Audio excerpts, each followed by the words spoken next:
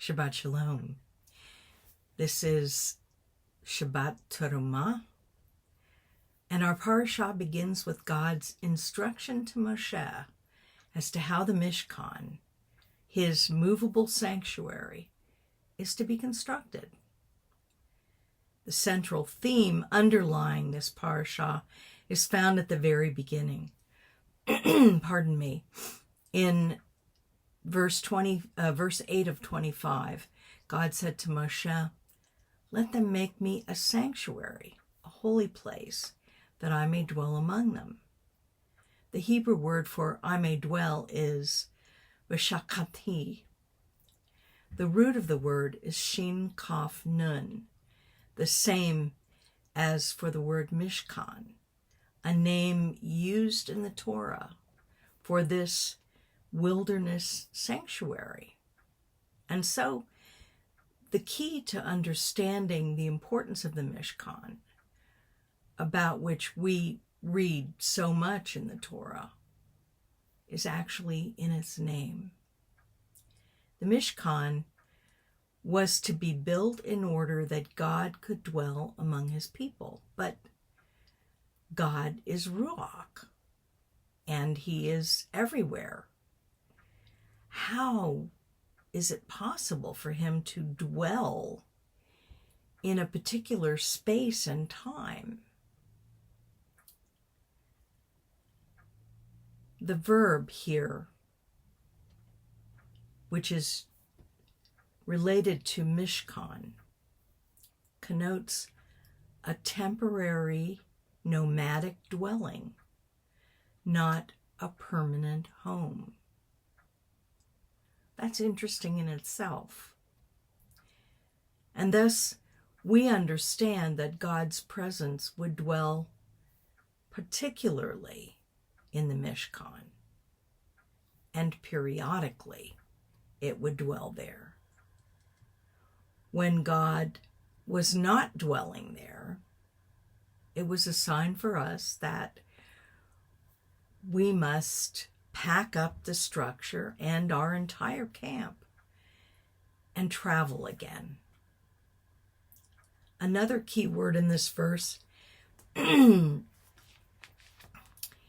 is translated as among them, but it can also mean within them.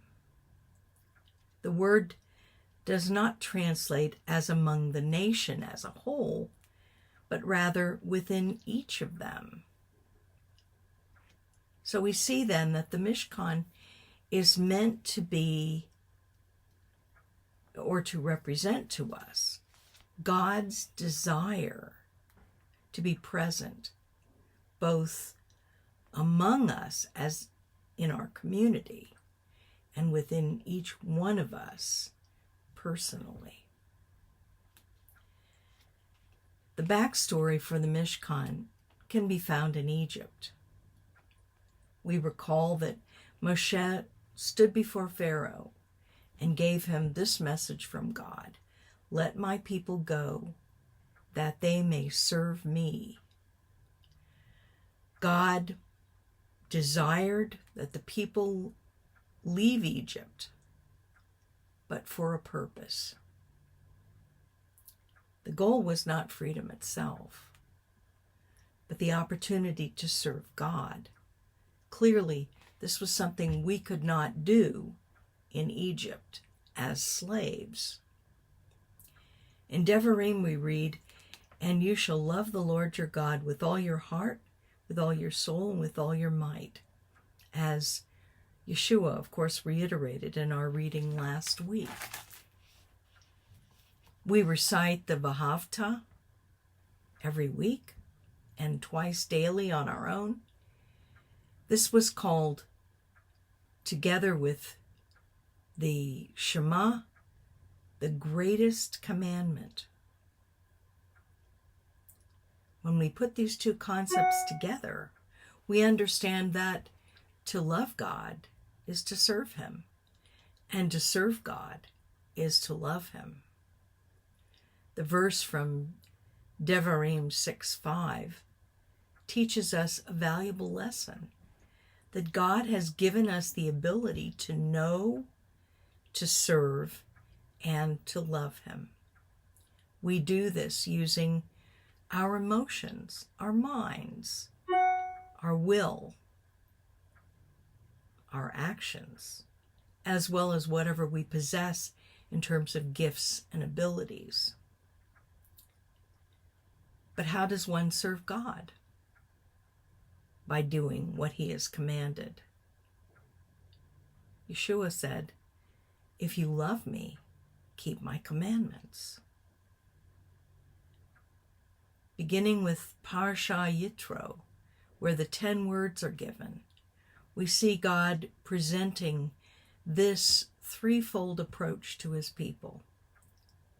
In Parsha Yitro, we view the deeply moving, emotional scene at Mount Sinai, following the incredible deliverance from Egypt, where our people meet God for the first time and respond, "All that Adonai has spoken, we will do." God directed Moshe to embark on the ultimate building enterprise, according to the design and specifications he provided, as he had with Noah and the ark. Moshe, who was most recently a shepherd, was to direct construction of a structure and objects which had never been seen before, including the Ark of the Covenant, which would hold the tablets containing the Torah given by God to Moshe on Mount Sinai, and also an ornate golden menorah made of pure gold. We see a description of it in our reading. A golden altar and an altar of incense, along with a myriad of other objects that are specified. And let us not forget the complete Mishkan itself, which our people will use as dedicated holy space to make daily sacrifices and commune with God for the next 40 plus years. For a people recently freed from more than 400 years of slavery, this was an ambitious project, to say the least. What made the task even more challenging was that God stated that its construction would be based specifically in significant quantities of gold, silver, copper, blue, purple, and crimson wool, linen, goat's hair, ram skins, and acacia wood. And he told them exactly how these would be used. Only the finest craftspeople could create this holy space. And God expected that all of these items and skills would be donated by every person whose heart inspires him to generosity, that is, service. What if we weren't interested in giving our limited resources and talents for this project? Wasn't God asking a lot of those who had very little and who were trying to grasp his mishpatim and authority as a free people? How would Moshe proceed if the people were reluctant to give? And yet we had just promised we would do everything God commanded. Well, of course, God had already and quite recently provided all the materials that were necessary for this project. He'd seen to it that the Egyptians wanted us gone so badly that they practically paid us to leave Egypt. It was by God's provision that we, who as slaves basically had nothing,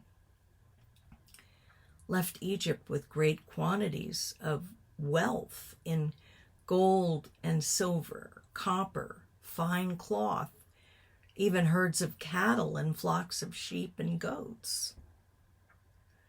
We are told that the giving continued, even as the work began, until the workmen said that we had brought more than enough to complete the project.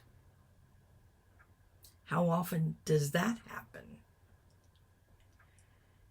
What a testimonial this is to the hearts of our people who gave willingly and abundantly of what God had given them. And where did the skilled craftspeople come from? Obviously, God provided these skills, which were no doubt honed while working on the elaborate artifacts of the tombs of Egypt.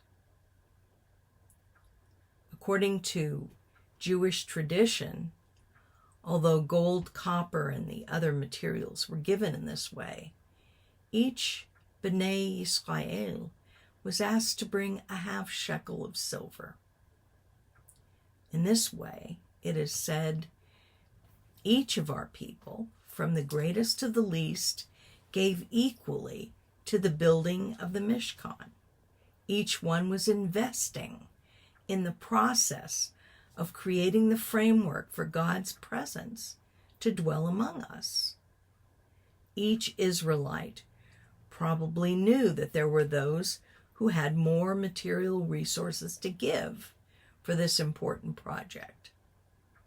What could have been seen as an ambitious and even exclusionary project that asked for elaborate donations from a few people became an enterprise that built consensus and unity. By opting into the building process, each person gained ownership of the future promised by God and received the privilege of saying that he or she contributed to the building of the Mishkan. Terumah literally means a lifted offering to God, referring to our contributions for the building of the Mishkan, and of course also one of the shofar calls that we hear regularly. There are lessons that we can learn from this parsha. American poet Walt Whitman wrote, "The habit of giving only enhances the desire to give. That is, the more you give, the more you want to give." Parashat Terumah introduces the building of the Mishkan as an opportunity to honor God and to give thanks for the blessing of freedom, survival, and chosenness. But to be able to begin this process, each child of Israel, those by birth and by choice, had to choose to give, perhaps a new concept for a former slave. They had to understand that their gifts, no matter how large or small, were welcome and equal in God's eyes, contributing to their future and to that of their children. God himself commanded this kind of giving,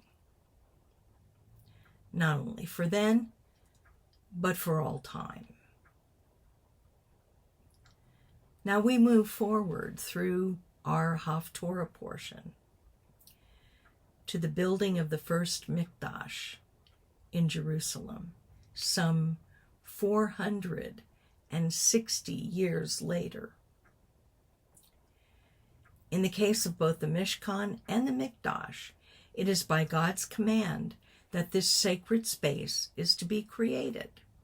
He provided exact details as to how these sacred spaces should be built and how they should look. In neither case does God provide for the cost of the construction, nor does he directly provide the materials with which they are to be built. These details are left to us, God's people. We are given the opportunity to be participants in the creation of God's dwelling. For the Mishkan, Moshe received gifts from everyone. The emphasis was on full participation, above and beyond regular tithes and offerings, forms of giving already commanded by God. Our people volunteered their possessions and their services to build Hashem's dwelling. They gave all the materials needed without a murmur or a complaint. People who were given to murmuring and complaining. No one kept back anything that was needed, and no one suggested that what was being asked was too much, too great a sacrifice. And they gave only the best they had. The people also gave of their energy, their time, and their skills. All these with fabric working ability, able to embroider, both men and women, able to cut fabric, to sew fabric. They offered their services to God. Skilled metal workers offered themselves for service to God. And those who could do none of these things, but were willing to do whatever was needed to be done, some of it just plain hard work, they too came forward to offer themselves in whatever way they were required. From among each group, Moshe chose those who should be in charge, who could organize materials and encourage the work. This making of the Mishkan was an act of love for the Eternal who had brought them out of slavery to worship him. God established this principle. Tell the Bnei Israel to bring me gifts. You shall accept gifts from me, from every person whose heart so moves him. Bring me gifts. If they failed to contribute, they would be refusing God's request. And of course, the project would have been delayed, if not aborted. The narrative stresses the extraordinary degree of their compliance. The purpose to create a dwelling for Hashem. It stirred them to share equally and unstintingly of their valuables and their handiwork for God's glory. For the great Mikdash in Jerusalem, King David prepared the way by providing many of the materials needed for God's dwelling. And note his words to Hashem in Shmuel Bet 7. After the king had been living in his palace a while, and Adonai had given him rest from all the surrounding enemies, the king said to Natan the prophet, "Here I'm living in a cedar wood palace, but the ark of God is kept in a tent." Natan said to the king, "Go, do everything that is in your heart, for Adonai is with you." But that same night, the word of Adonai came to Natan. "Go and tell my servant David, this is what Adonai says. You are going to build me a house to live in? Since the day I brought the people of Israel out of Egypt until today, I never lived in a house. But rather I traveled in a tent, a tabernacle. Everywhere I traveled with all the people of Israel, Did I ever speak a word to any of the tribes of Israel, whom I ordered to shepherd my people Israel, asking, why haven't you built me a cedar wood house? Therefore say this to my servant David, that this is what Adonai Tzavaot says. I took you from the sheep yards, from following the sheep, to make you chief over my people, over Israel. I have been with you wherever you went. I've destroyed all your enemies ahead of you, and I am making your reputation great, like the reputations of the greatest people on earth. I will assign a place to my people Israel. I will plant them there so that they can live in their own place without being disturbed anymore. The wicked will no longer oppress them as they did at the beginning, and as they did from the time I ordered judges to be over my people. Instead, I will give you rest from all your enemies. Moreover, Adonai tells you that he will make you a house. David wanted to build a dwelling for Hashem. And in response to David, God promises to make him a house. Speaking, of course, of the future king from David's line who will rule the world, King Mashiach. David also encouraged others to contribute to God's dwelling. He told his son that his son would build this house. But he received materials and gifts in advance, as we read in the book of Chronicles, the first Chronicles, beginning with what tribal princes and captains of thousands and hundreds brought. Those who could give gave gold and silver, precious stones, brass, iron, and other materials. And then the people rejoiced because they offered willingly, because with a perfect heart they offered willingly to the Lord. And David the king rejoiced also. Despite this clear example from his father, Shlomo gave no opportunity for others to participate in the financing or building of the dwelling for God. In order to pay for cedar and cypress wood and to quarry and transport the building materials, Shlomo taxed Israel heavily. 30,000 men were forced into labor and sent to Lebanon in shifts of 10,000 each month. Shlomo also had 70,000 porters and 80,000 quarriers conscripted, apart from 3,300 officials who were in charge of the work. This is recorded in Melachim Aleph, chapter 5. The contrast is striking, and the historical ramifications equally so.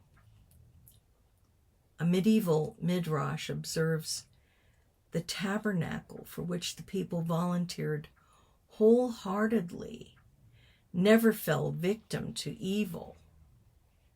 The temple, however, for which they did not, fell victim to the hand of the enemy. The Mikdash was never Israel's creation for God, and instead it became known as Solomon's temple.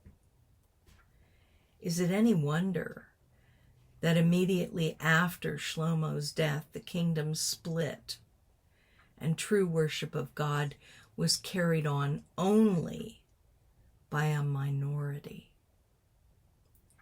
Consider the purpose of this dwelling place for Hashem. The Mishkan was a created space awaiting God's presence.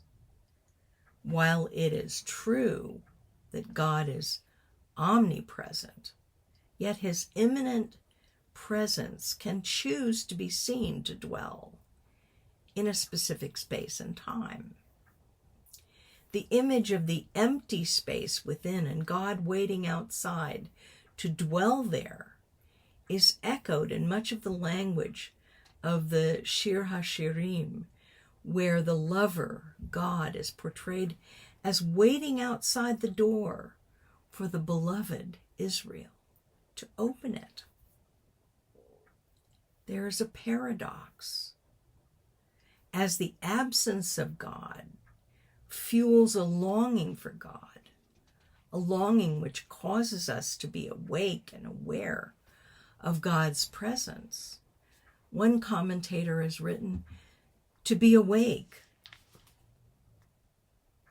pulses beating, is to be aware of distance and difference, to yearn, to open to God at the right moment. That is, God cannot be inside if he is not outside, if the heart cannot imagine its emptiness. The image of God waiting to dwell with us brings to mind the saying that God dwells where we let God in. Each of us is like the Mishkan or the Mikdash, empty, with the potential for the holiness of Hashem to dwell with us, in us. We must choose to allow this holiness to fill us. Only through acknowledging and being mindful that we have been created for the express purpose of becoming the dwelling place of God do we sense the presence of God outside of us. If we do not have this sense of God waiting outside, we cannot experience God dwelling within us. Behold, I stand at the door and knock. If anyone hears my voice and opens the door, I will come into him and dine with him, and he with me. All human beings, we cannot help but feel lonely, empty, isolated, and even depressed at various times in our lives.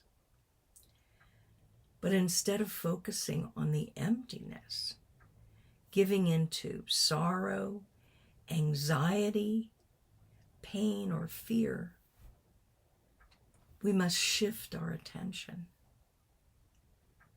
Using the paradigm described, we can allow the feeling of emptiness to show us the cause of these empty feelings. God's presence around us causes us to acknowledge the emptiness within. The absence of Hashem creates a desire for his presence. Just as feeling physically cold is the impetus for us to turn up the central heating or wrap ourselves in blankets, so the experience of emptiness should be the impetus for us to turn to God and open the door to allow him to enter and dwell in us. As we come to recognize the paradoxes and contradictions within us, we acknowledge the cause of these feelings of pain or suffering more readily. Then comes the opportunity to acknowledge the opposing feelings that exist outside of ourselves. Grasping this principle, we not only provide ourselves with the opportunity to allow God's presence to enter and dwell in our hearts and our lives, but we can reject the hold that ego has over us, focusing on single-mindedness, and our internal struggles and emptiness is merely another form of egocentricity, of self-centeredness. But when we focus on feelings of insecurity or lack of self-esteem, it's also a form of egocentrism, which keeps us thinking about ourselves, preventing us from being truly mindful of God's presence. Such egocentrism breeds apathy and irresolution instead of spiritual passion and challenge and fundamental change. As God's presence enters, we are sanctified because He is dwelling in us. We discover the potential to move outside our egos and connect with others and the world around us. This doesn't mean that pain, sadness, or difficulties in our lives miraculously disappear. The true miracle occurs when we make God the center of our lives. Then we begin to turn outward, connecting with one another, so that we can offer support and strength as we face the difficulties in our lives that we all share. The contradictions and paradoxes in our lives should be the catalyst that leads us to true interaction with Hashem. Without Him, our internal mikdash, which is supposed to be dedicated to God, is simply an empty space with unfulfilled potential. To live one's life in that way is to waste what we have been given by God. It is the choice of a living death over living life, selfishness over connection, and emptiness over holiness. To live one's life that way is to turn God away, something many people do. No matter that He has redeemed us and desires that we light the world around us, we waste the precious gift that He has given to each of us, and we may never know what it means to have the presence of God truly dwelling within. So, open the door of your mikdash. Open it wide. Welcome Hashem to enter you, that He may dwell with you and in you, filling the empty space in your life with His presence. Have a blessed Shabbat.